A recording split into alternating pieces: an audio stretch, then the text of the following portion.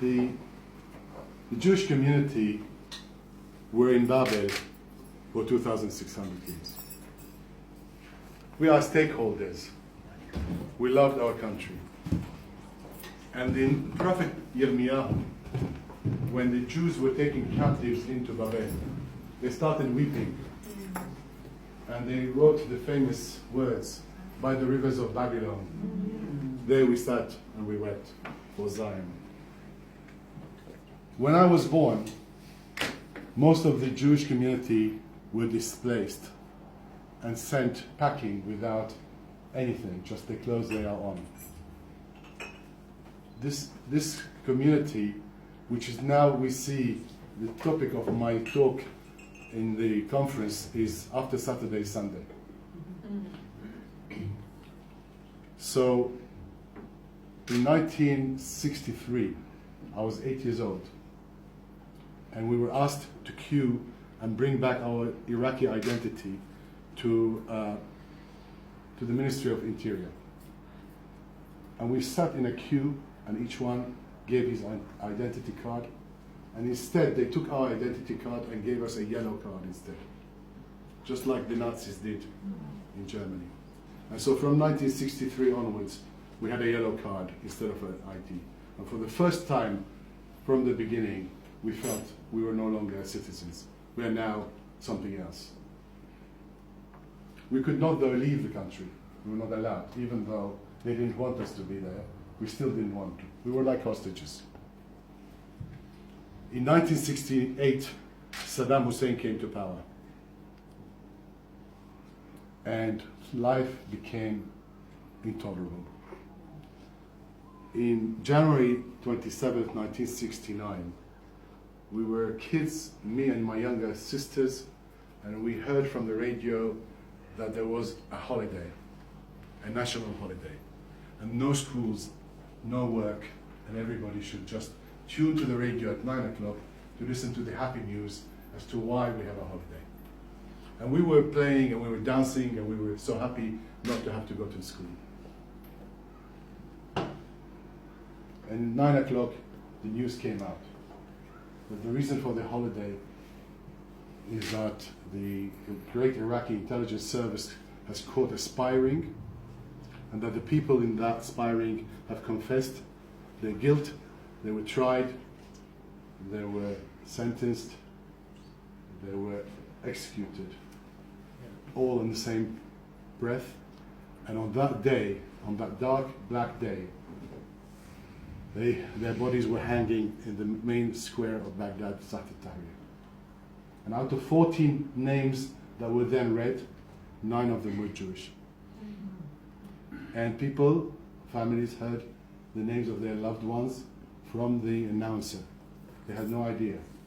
They didn't have the chance to say goodbye to them. And so, for us, life and death became the same. This was just one of many of these hangings and tortures and being caught in the street. And so my father decided that the only way for us is to escape. And so my father realized that the only way to escape was through the Kurdish enclave in the north. So what we had to do was to travel with our yellow cards, but now we can't do that because will be immediately spotted. We will have forged papers, forged names, and we will travel to the north, hoping to get there on time, and for the Kurdish people to help us escape and start a new life. The escape story is long, it's not for tonight. Suffice to say, we were given a playing card, cut in half. Half of it was with us, the other half was with the Kurdish people. So that when we finally make it, they can match 1 plus 1 and know that we are the real thing. My father was only told one step at a time, so that if we get caught and tortured, we never revealed the route. I was 16, my sisters were 14 and 11. One of the instructions is was never open our mouth, because we have speak a Judeo-language that would give the game away. So we should not speak. I don't know whether it's an anecdote or laughing, but we were sitting in the train because somebody, as we stood in the station, somebody said, you know what, the weather in Mosul is so good, you should try Mosul. And that was the cue to go to Mosul. The next carriage, we saw another Jewish family. But we pretended we've never seen them or we don't know anything about it. And about midnight, the doors of the carriage were knocked. And army people came with a loudmouth inspector. And all we saw from the next door carriage was the guys were throwing their food from the window. Insane. Weeks later, when we finally made it and we escaped, we asked them, why the hell did you throw your food away? Why would one throw chicken through the windows of the train? And said these were no ordinary chicken. These chickens were stuffed with our jewelry. But when we heard the knock of the army, we thought they caught us and we had to dispose of it. So we had to throw it from the window. My story jumps to the final stage, the crossing over. The crossing over, we were given a car, a pickup car, 22 people sat there, one on top of the other, with a driver, and the instructions were to cross the mountains of Sinjar to Khana in Iran without any lights. The lights were to be off.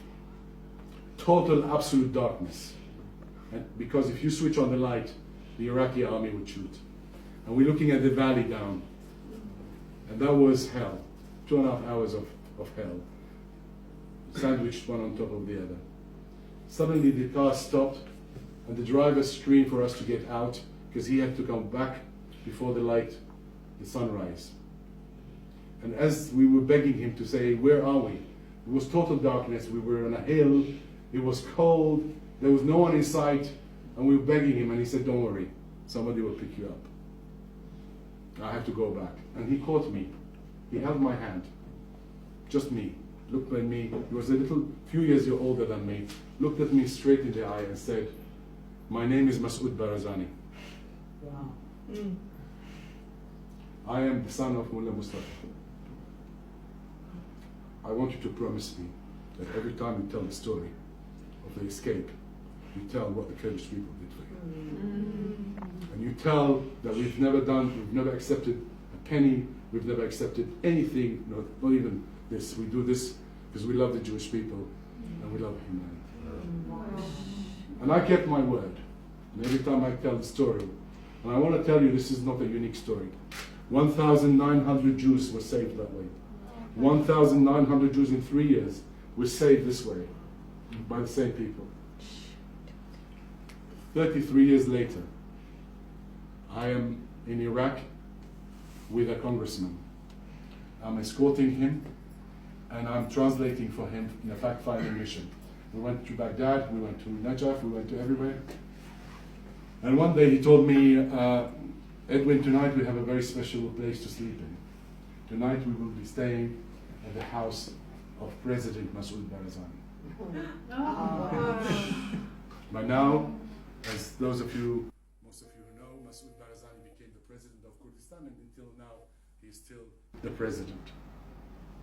And I told him, Congressman, this is my story. And it touched him. So the next day, we were sitting, me and the congressman, and President Barzani with his foreign minister, just the four of us. And the congressman would speak in English, I would translate into Arabic, the foreign minister would translate from Arabic to Kurdish.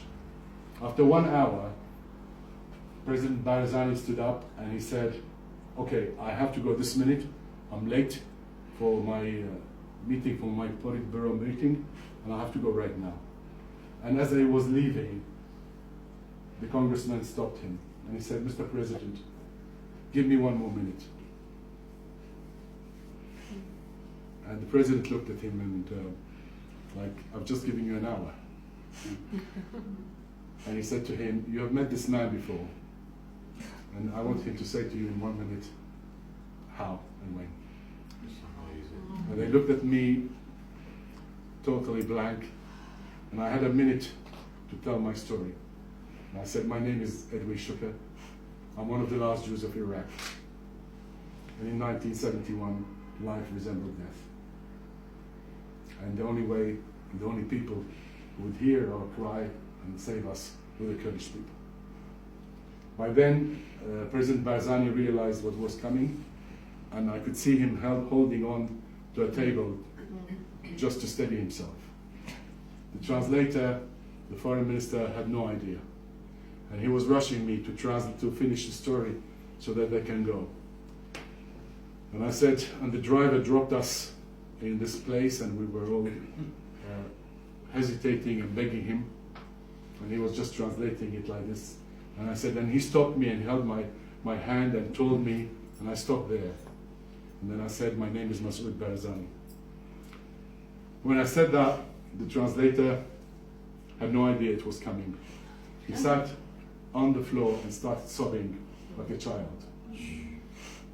And when he started sobbing, and I carried on and I said, Mr. President, on behalf of 1,900 Jews, I'm here 33 years later to show you our gratitude. And at that time, tears were like now on my cheek. And the tears were also on the cheek of the congressman and that of the president. And for 1 whole minute, none of us said a word. We just looked at the tears of each other and realized that humanity does not recognize creed, sex, gender, or religion. Shabbat Shalom.